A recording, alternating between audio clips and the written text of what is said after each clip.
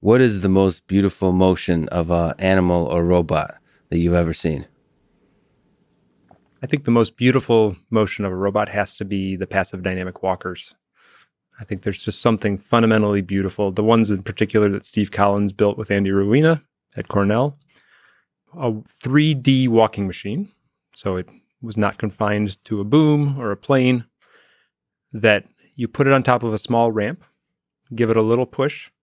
It's powered only by gravity. No controllers, no batteries whatsoever. It just falls down the ramp. And at the time, it looked more natural, more graceful, more human-like than any robot we'd seen to date, powered only by gravity. How does it work? Well, okay, the simplest model, it's kind of like a slinky. It's like an elaborate slinky. One of the simplest models we use to think about it is actually a rimless wheel. So imagine taking a bicycle wheel, but take the rim off. So it's now just got a bunch of spokes. If you give that a push, it still wants to roll down the ramp. But every time its spoke comes around and hits the ground, it loses a little energy. Every time it takes a step forward, it gains a little energy. Those things can come into perfect balance, and actually they want to. It's a stable phenomenon. If it's going too slow, it'll speed up. If it's going too fast, it'll slow down, and it comes into a stable periodic motion. Now you can take that rimless wheel, which doesn't look very much like a human walking, take all the extra spokes away, put a hinge in the middle. Now it's two legs. That's called our compass gate walker. That can still, you give it a little push, starts falling down a ramp. Looks a little bit more like walking. At least it's a biped. But what Steve and Andy and Tad McGeer started the whole exercise. But what Steve and Andy did was they took it to this beautiful conclusion where they built something that had knees, arms, a torso. The arms swung naturally. Give it a little push, and that looked like a stroll through the park. How do you design something like that? I mean, is that art or science? It's on the boundary. I think there's a science to getting close to the solution. I think there's certainly art in the way that they made a beautiful robot, but then the finesse, because this was they were working with a system that wasn't perfectly modeled, wasn't perfectly controlled.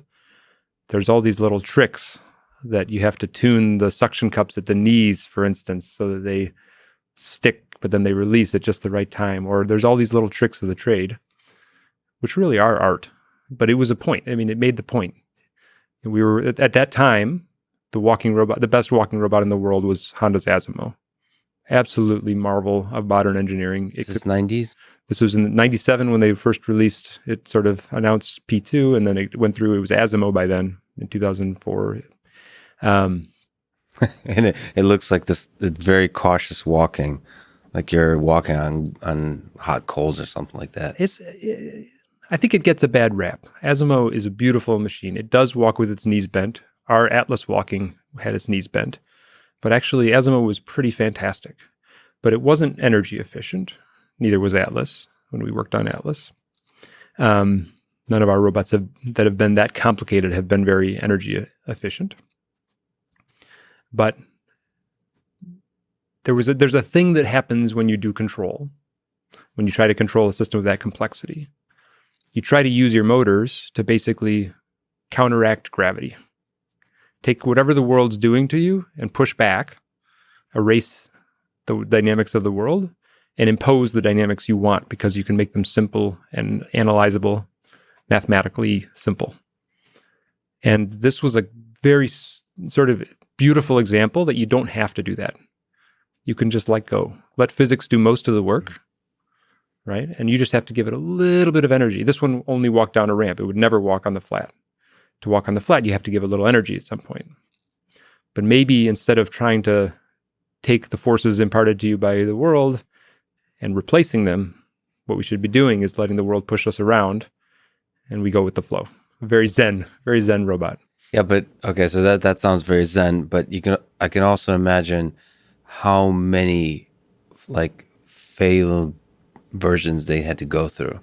Like how many, like I would say would you say it's in the thousands that they've had to have the system fall down before they figured out how to get I don't know if it's thousands, but it's a lot. It takes some patience. There's no question. So in that sense, control might help a little bit. I think everybody, even at the time, said that the answer is to do with that with control. But it was just pointing out that maybe the way we're doing control right now isn't the way we should.